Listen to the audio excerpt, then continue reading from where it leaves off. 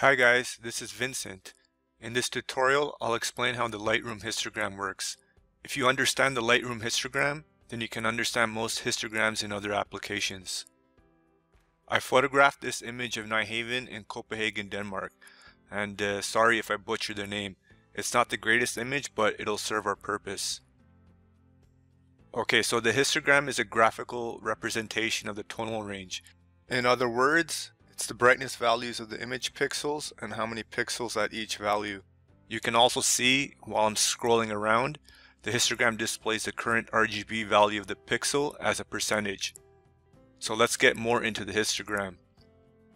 The Lightroom histogram is pretty neat because it displays a tonal range of colors as well, but we want to mainly focus on the front graph, which is grayish white. It also displays the camera settings right below it. You can disregard the original photo because that's for smart previews. The cool guys at Adobe made the Lightroom histogram easy to understand with labels when scrolling over it. The left part of the histogram represents the blacks or the darkest parts of the image, then the shadows. The middle part is misleading with exposure. Lightroom allows you to adjust the basic panel via the histogram and your mouse. Here you can see I can adjust the blacks, the shadows, and the exposure, but really I would label the middle section of the histogram as midtones. So continuing, we have the highlights and then the whites, which represents the brightest parts of the image. So what should a histogram look like? Well, there is no real answer for that because it depends on the artistic touch you're going for.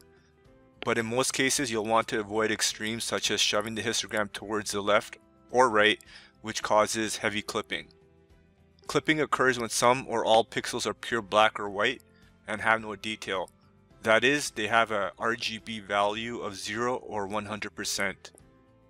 You can turn on the clipping indicators by pressing the arrows or the shortcut J.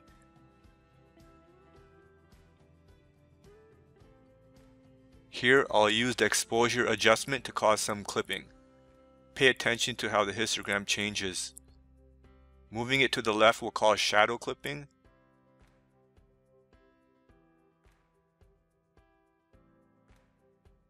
And move it to the right will cause highlight clipping.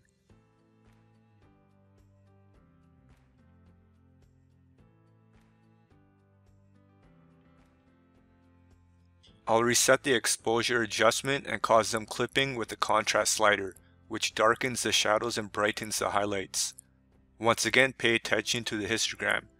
Moving the contrast slider to the left squeezes the histogram in and makes the image soft. So now let's dig a little deeper. What do you think will happen if I crop out most of the sky? I'd expect there to be less highlight pixels.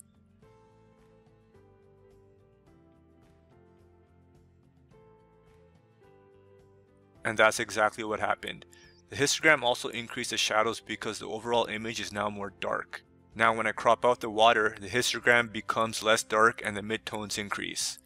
Keep in mind, some clipping is okay, depending on the type of image you're going for, and no image needs to be perfect, or at least perfect just for you.